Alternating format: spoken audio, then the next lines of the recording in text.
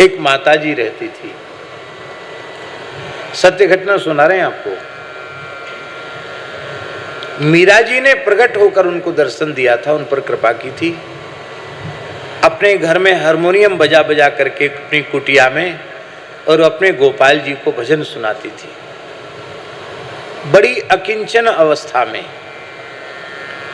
ठाकुर जी का साक्षात्कार हो गया माताजी उनको, और फिर स्थिति ये हो गई कि वो माला जपती और ठाकुर जी हारमोनियम बजाने लग जाते। बालकृष्ण प्रकट होकर हारमोनियम बजाने लग जाते हैं। अब वो ठाकुर जी को देखें, उनका कल कंठ उससे संगीत सुने तो सब भूल जाती, माला नहीं जप पाती। गुरु महाराज ने जो माला बताई थी वो संख्या पूरी नहीं कर पाती, तो कई बार डांट कर कहना पड़ता था, चुप, बंद करो, माला फेर लेने दो हमको। तो ठाकुर जी डर के मारे भाग जाते, फिर आ जाते, फिर चैंपे करने लग जाते। वो हारमोनियम आज भी रखा है जिसको बालकृष्ण बजाते थे।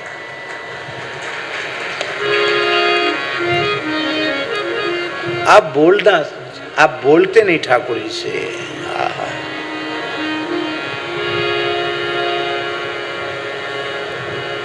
एक उड़ीसा का ब्राह्मण था, बद्रिकाश्रम गया। उसी के क्षेत्र का एक और ब्राह्मण था, वो वृद्ध था, बीमार हो गया। उसने उसकी सेवा की, मरणासन था, उसकी सेवा करके उसे स्वस्थ किया। लौट के वृंदावन आए तो वृंदावन में गोपाल जी विराजमान थे। जहाँ सिंगापुर की कल घटना सुनाई थी वहीं की घटना है। वहाँ गोपाल जी विराजमान थे। उस ब्राह्मण ने कहा, तुमने देखो मेरे प्राण बचाए हैं, तुम भी ब्राह्मण बालक हो, मैं अपनी सयानी कन्या का वाग्दान तुम्हारे लिए करता हूँ, तुमसे विवाह करूँगा। यदि मैं विवाह न करूँ तो मेरे संपूर्ण तीर्थ यात्रा के पुण्य और जीवन भर के पुण्य नष्ट हो जाएं, क्योंकि जो उपकार करे उसके प्रति प्रत्युपकार करना चाहिए। बालक बोला, हमारे विवाह का मन नहीं, आपने कह दिया तो देखा जाएगा। वो घर में गया माताजी, तो घर वालों ने मना कर, अरे हम लोग अमीर हैं, वो गरीब है, निर्धन है, इतनी प्रतिष्ठा उसकी समाज में नहीं है, उसको हम लोग अपनी बेटी नहीं दे सकते। उसने कहा, महाराज क्या करें, मैं धर्म संकट में हूँ, घर में मेरी चल नहीं रही है, मेरा वचन निष्फल हो रहा है। उस ब्राह्मण बालक के मन में विवाह की इच्छा नहीं थी, लेकिन उस ब्राह्मण बालक ने कहा कि कहीं इस ब्राह्मण का इतना कठोर श्रम पूर्वक अर्जित जो पुण्य है वो नष्ट न हो जाए। पैदल यात्राएं थी, पूरे पैदल 4 धाम की यात्रा की। तो ब्राह्मण ने पंचायत जोड़ी, ब्राह्मण कुमार ने। पंचों ने कहा, इन्होंने वृंदावन में कहा था, किसके सामने कहा था, गवाही कौन है? बोले गवाही गोपाल जी हैं। तो पंच तो पहले से सीखे पढ़े थे। पंचों ने फैसला क्या दिया माता जी, कि यहाँ उड़ीसा में आकर गोपाल जी पंचों के बीच में खड़े होकर गवाही दें, साक्षी दें कि हाँ इस वृद्ध ब्राह्मण ने ये प्रतिज्ञा की थी, तो होगा, नहीं तो नहीं। ब्राह्मण गया बेचारा, फिर से पैदल चल के वृंदावन गया, ठाकुर जी के सामने बैठ गया। ठाकुर जी तो बोले नहीं। 2 दिन 3 दिन 3 रात्रि हो गया। अंत में भगवान का हृदय द्रवित हो गया। भूखा प्यासा ब्राह्मण कहाँ से चल के आया, कहीं मर न जाए। भगवान का हृदय द्रवित हुआ। रात्रि में भगवान ने उस ब्राह्मण कुमार से कहा, अरे भाई तुम कैसे भोले आदमी हो, मूर्ति कहीं किसी की गवाही देती है चलकर? तो ब्राह्मण तो बुद्धि में सदा श्रेष्ठ होता है।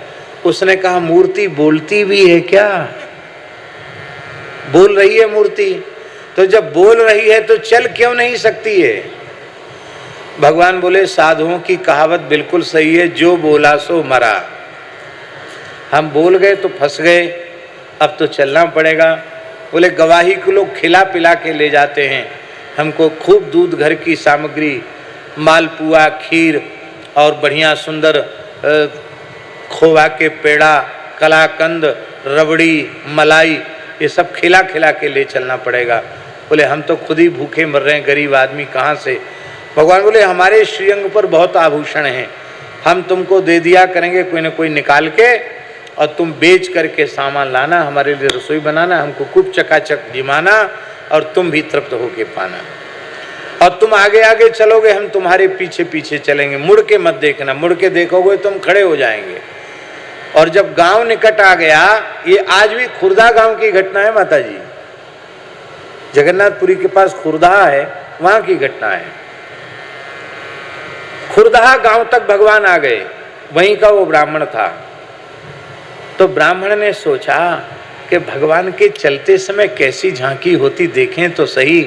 जैसे मुड़ के देखा तो ठाकुर जी खड़े हो गए, बोले अब एक पग नहीं चलेंगे, हमने हमारी प्रतिज्ञा पूरी हो गई। तो बोले पंचायत में चलकर आपको गवाही तो हम देंगे, लेकिन अब हम इतनी दूर से चल के वृंदावन से यहाँ तक सैकड़ों कोस चलकर आ गए, तो तुम्हारे पंच इतने लाट साहब हो गए कि वहां से चल के तुम्हारी पंचायत यहाँ नहीं आ सकती। लोगों ने प्रस्ताव स्वीकार किया और पंच वहां आकर बैठे। तो भगवान ने कलिकाल में सबके सामने बोल करके गवाही दी।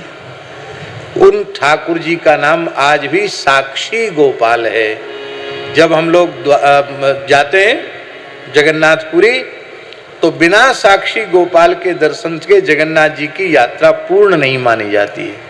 बोलो साक्षी गोपाल की।